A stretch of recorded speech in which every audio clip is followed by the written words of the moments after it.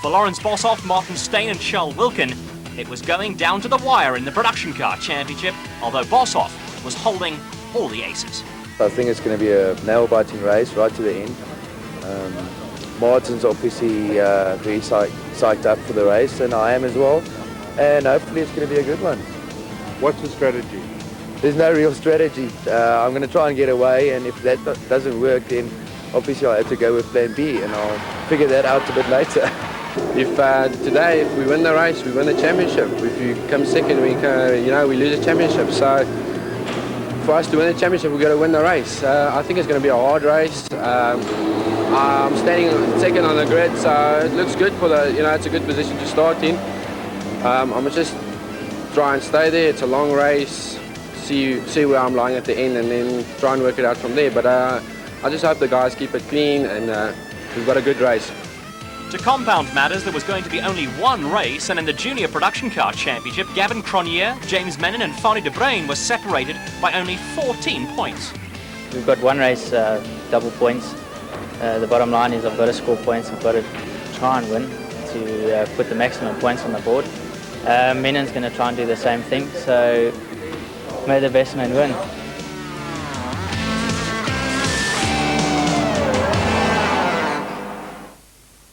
The race would be run over 12 laps and not the usual 8, opening the possibility of tyre problems for those who'd get involved in a heavy scrap.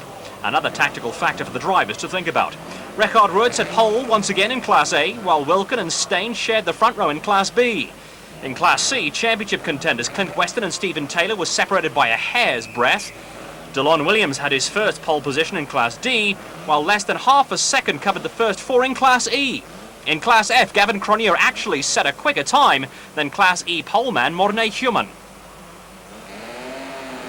36 cars on the grid, and Wilhelm Bart in the Class B Motorpix Nissan Sentra fluffed his start as the field got underway for the final race of what has been a great season. The Class A, D and E titles had already been decided, but there was still plenty to race for, with Bart finally getting away.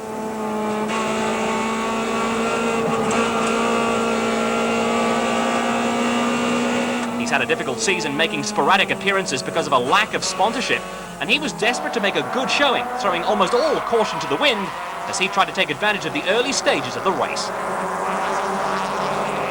For once, there were 3 cars in the Class A field, although Mike O'Sullivan was struggling with a lack of power in his car, but all eyes were on the Class B battle, with Charles Wilkin ahead of championship leader Martin Stain. Class D champion Lawrence Boshoff had a great start and was sitting on the tailpipe of poleman DeLon Williams. The Cape Townian has had a dream season, clinching the title before the previous event at Kyalami already, but he still needed maximum points to make sure of the overall production car championship. This was the main attraction though, as Wilkin in the Castrol Toyota Corolla headed Stain in the Team Total AMG Honda Ballard. Class B had been the jewel in the Midas Group N crown this year, with full fields and desperately close racing. In fact, no fewer than 5 drivers had stood on top of the podium in 1999. After just about half a lap, Wilkin and Stain had already broken away from Kurt Alchin in the second Total AMG Honda, and with so much at stake, this battle was set to light up the sky. Only 2 points had separated Stain from Wilkin before they came to AA Kyalami, but with 18 points for a win, plus 1 for fastest lap, a whole host of drivers were still in with a chance should these two take each other out. Well, that factor was unlikely to occur though, as both Wilkin and Stain knew exactly what the score was, but with the red mist coming down, things could easily take a nasty turn.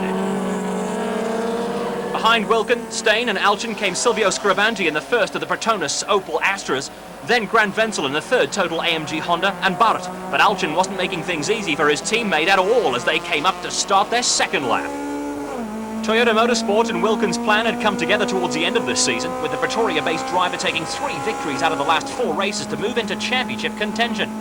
On the other hand, Stain had a good start to his season, but an exclusion for bumping at AA Kyalami in March could just turn out to have been a very expensive mistake. Well, here's a replay of an incident further down the field as Class F runners Etienne Dutoy and Miguel Pasquale get into a tiff on the exit of West Bank Corner. Pasquale was pitched sideways after contact with one of the Class E Opel Corsas, and while fighting to retain control, contact with Dutoy sent him into the inside wall.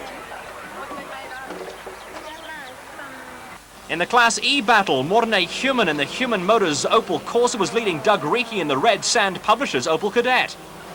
Behind them came Louis House in the Rolux Warrior Opel Kadett and newly crowned class champion James Menon in the Autobahn Opel Corsa. But Menon simply had to get to the front if he wanted to stand any chance of beating Class F runner and the leader on points, Gavin Cronier, in the Junior Production Car Championship. Behind Menon was Greg Wilford in his Opel Kadett, and then came the two Class F contenders, Fanny de Bruyn and Gavin Cronier, both in Team Total Toyota Taz cars. Menon, who hails from Welkom in the Free State, knew exactly what he had to do, and going through Telkom and under braking for Nashua, he pulled off the perfect outbraking maneuver to move up to third position. Meanwhile, de Bruyn and Cronier in those incredible little Team Total Toyota Tazes were mixing it with the leaders in Class E. In car we go now with Fanny de Bruyn, staying with Greg Wilford and holding off Gavin Cronier, who was leading the Class F Championship by 14 points and actually only needed to finish in the points to clinch it. This is doing some 140 kilometers an hour in a little 1300 car.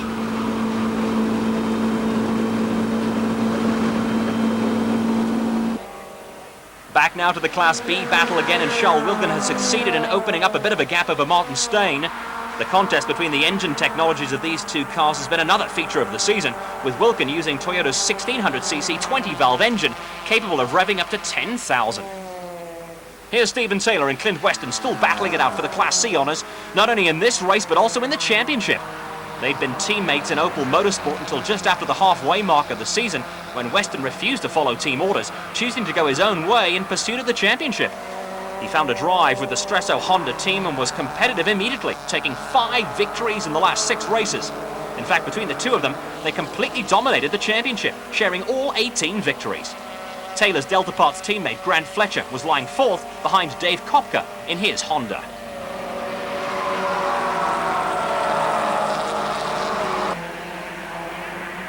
On to lap 5 out of 12 now, and the midfield battle in Class E was as hot as ever, with Louis House under attack from Greg Wilford in their battle for 4th. James Menon had pulled clear in his pursuit of class leaders Morne Human and Doug Reekie, while Fanny de Bruyn and Gavin Cronier were still sticking close to House and Wilford in their battle for line honours in Class F. De Bruyn, who had a brilliant start to his season by winning the first 5 races, but then seemed to have lost the plot a little, was doing a great job of keeping Cronier behind him, but it wasn't easy. Since taking his first victory in East London in April, Cronier has completely dominated the class with 12 victories in the last 13 races. Him and de Bruyn sharing all the spoils this year. Now Cronier decided that enough was enough, and he pulled off a great outbraking maneuver through the Yokohama kink to take the lead. Things were happening in Class C too, as Clint Weston forced his way past Stephen Taylor, with Taylor doing extremely well to keep his car under control on the outside of Telkom corner. Midas Group N racing is definitely not for the faint-hearted. And no, that's not a misfire, it's just a technique for getting a front-wheel driven car to turn into a corner. Weston was exactly where he wanted to be, but there was still a long way to go in this race, and Taylor was certainly not going to take it lying down.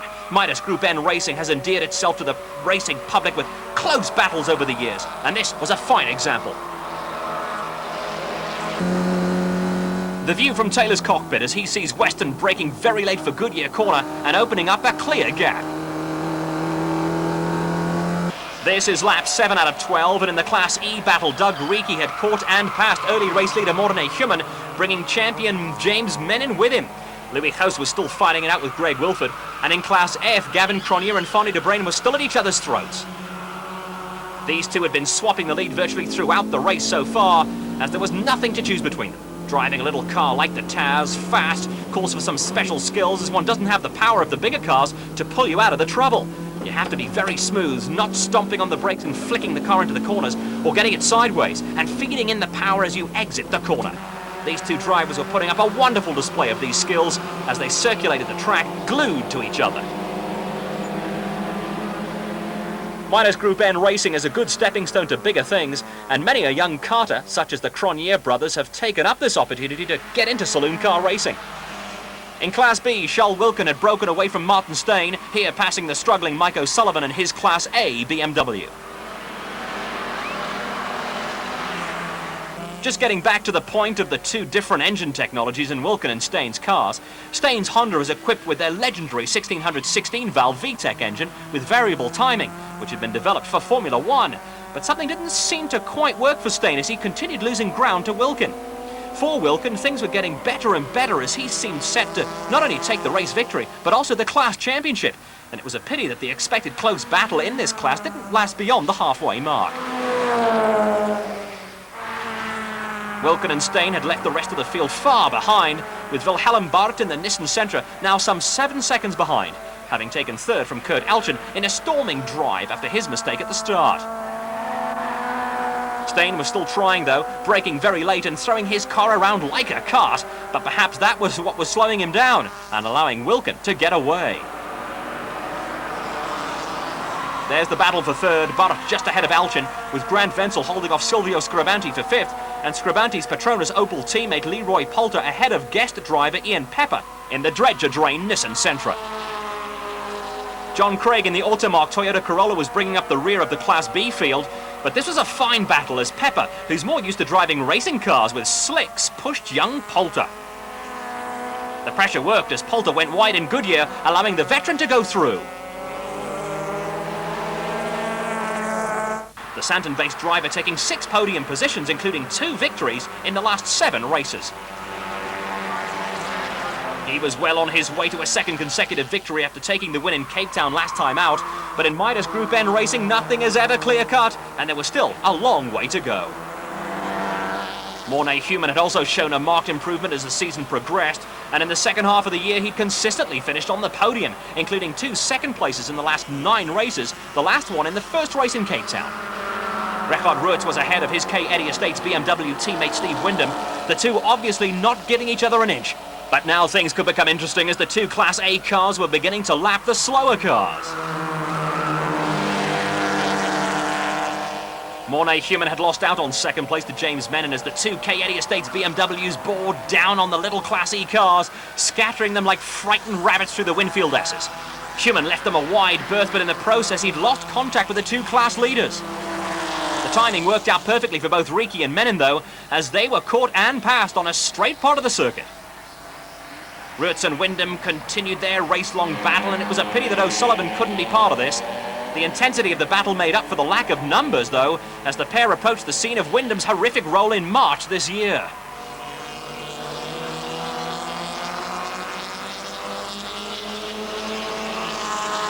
Fortunately, no repeat of that incident as Ruitz defended his lead, coming under braking for Vodacom Bowl.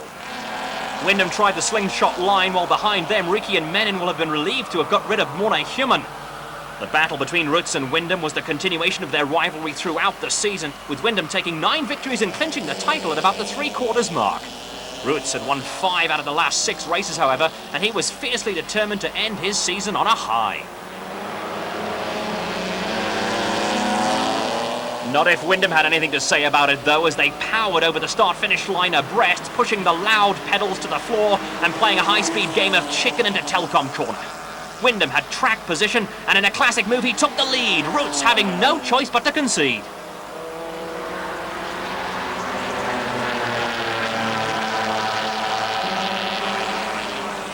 Two laps and a bit to go now, and Lawrence Boshoff was still holding down second place in Class D, doing just enough to maintain his lead in the overall production car championship.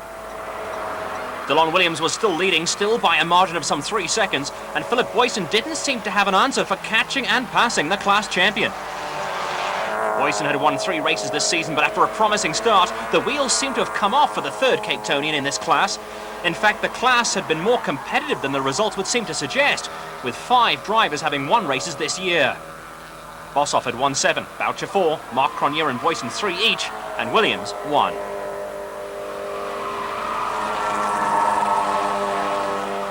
A little further back, and still the battle for the lead in Class E continued. Doug Riki, well on his way to his 2nd consecutive victory, and his 3rd of the season, fighting off the advances of class champion James Menon. The pair had maintained their advantage over Mornay Human, who was in an ideal position to pick up the pieces should Riki and Menon make a mistake. Riki was getting desperate to shake off Menon, and he tried to break the toe down the old pit straight, but the Freestater held on, knowing that his opportunities were running out fast.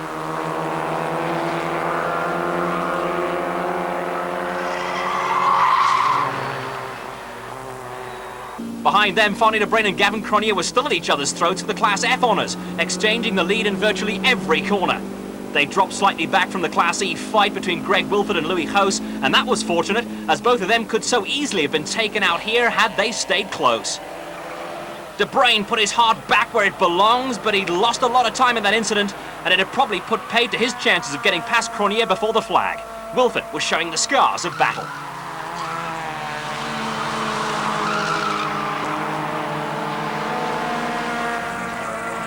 Here's another look, and it's Wilford who got pushed sideways by Louis House after seemingly trying to close the door, and House keeps his foot flat, pushing Wilford out of the way. Wilford just succeeds in straightening his line, and Cronier misses him by a whisker, while Fonny de Bruyn reacts just in time, avoiding running into the back of Wilford's car. Another incident, it's Mike Benjamin who'd lost it on the outside of the Winfield S's, and he's lucky not to smack hard into the outside tyre wall. At the front of the field, Steve Wyndham had opened up a substantial lead over Record Roots, with the back markers probably playing a major role in the situation. It's always difficult for the drivers of faster cars when they start getting in amongst the back markers, but it can work both ways. Either the leading car isn't spotted in time, allowing the following one to close the gap, or the leader gets his timing right and laps a slower car just before a corner, placing it between them as a buffer.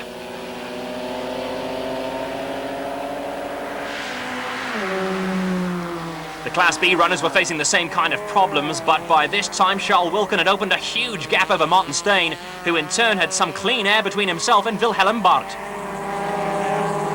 Some other interesting battles had also developed further down the field, like this one in Class E, where Luke Lecchesi was holding off Vaughan Williams in his Firestone Firehawk Opel Kadett.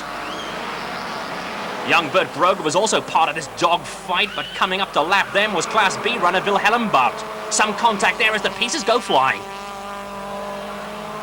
Charles Wilkin was coming up to lap Louis House, having just gone past Class F leader Gavin Cronier. Wilkin seemed to have the victory in the bag, but these final stages of the race were fraught with danger for him, and he couldn't afford to lose a moment's concentration. Trouble for Wilhelm Barth there, who'd become entangled with the Lucchesi, Williams, Groger fight, which proves that point perfectly. Poor Luke Lucchesi came off worst in that incident.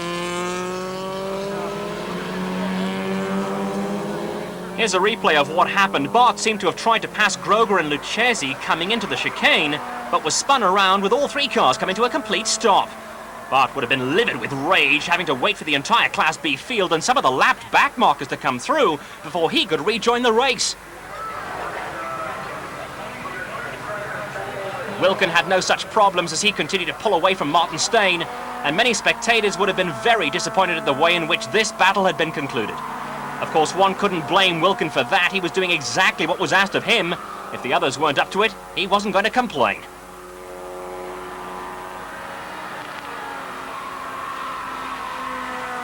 Wilkins was in fact a brilliant drive, not making a single mistake and putting the pressure on his competitors. That's the gap that he had on Steyn, who knew that the class championship was slowly but surely slipping through his fingers. He simply appeared not to have any answer, being half a second off the pace that Wilkin had been setting since the beginning of the weekend. Another brilliant drive was that of Gavin Cronier, who'd been cementing his claim to the 1999 Junior Production Car Championship. At the end of 12 laps, it was Steve Wyndham who took the checkered flag first for his 11th victory of the season, also reversing the recent trend of wins by Record Roots. Once again, no fault of the drivers, but one has to ask, what is the point of running a class for effectively only 2 cars? In Class D, Lawrence Bossoff knew that he had the Production Car Championship in the bag, and he dropped back to 5 seconds behind race leader DeLon Williams.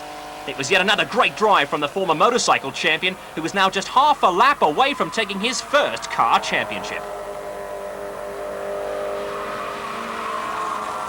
Charles Wilkin seemed literally to cruise around the racetrack as he came up to take the Class B victory, his 7th of the season, clinching the class championship after snatching it away in front of Martin Steyn's nose. It was a perfectly judged race for both Wilkin and Toyota Motorsport, who knew for the last 2 months that they had to beat Steyn in every race until the end of the season to take it, and that's exactly what they did. So Wyndham won from Roots in Class A, with Steyn and Alchin relegated to the minor podium positions in Class B. Ian Pepper was a surprise 4th, ahead of Silvio Scrabanti. Another runaway winner, Clint Weston, easily took the Class C honours, the race as well as the Class Championship, after the challenge from Stephen Taylor faded. The result was a vindication of Weston's decision to go it alone, and he was highly pleased with himself, following last year's Junior Production Car Championship with this year's Class C title. Grant Fletcher came through to take second, ahead of Dave Kopka and Stephen Taylor, while Delon Williams drove a great race to win Class D.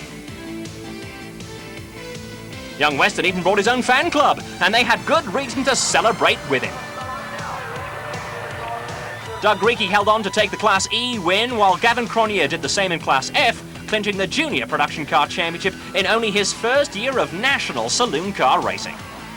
Steve Wyndham did his by now traditional celebrations thing, joined by Record Roots to the delight of the crowd, while we caught up with Class D and Production Car Champion for 1999, Lawrence Bossoff. We really had to go hard. The pace was very hot up front, and I really couldn't lay up for 1 minute. We were going flat out all the way till the end. I knew as long as I could stay in second place that I would win the overall Drivers' Championship for 99. Bossoff took it by 4 points from Charles Wilkin, who'd moved past Martin Stain, and an indication of how tight it's been is that only 9 points separated the top three. We also asked newly crowned Junior Production Car Champion Gavin Cronier how he felt about his achievement. It makes me a happy man. I managed to do it. Coming into the last round, it was very close between myself and James Menon for the Junior Production Car Championship, and things seemed to go my way, so I'm very grateful. 7 points separated Cronier from Menon, with Florida Brain ending up a very creditable third. After an exhausting season, all the drivers were looking forward to a well-deserved rest. The Midas Production Car Series proudly brought to you by Midas and Smith Wheel and Tyre.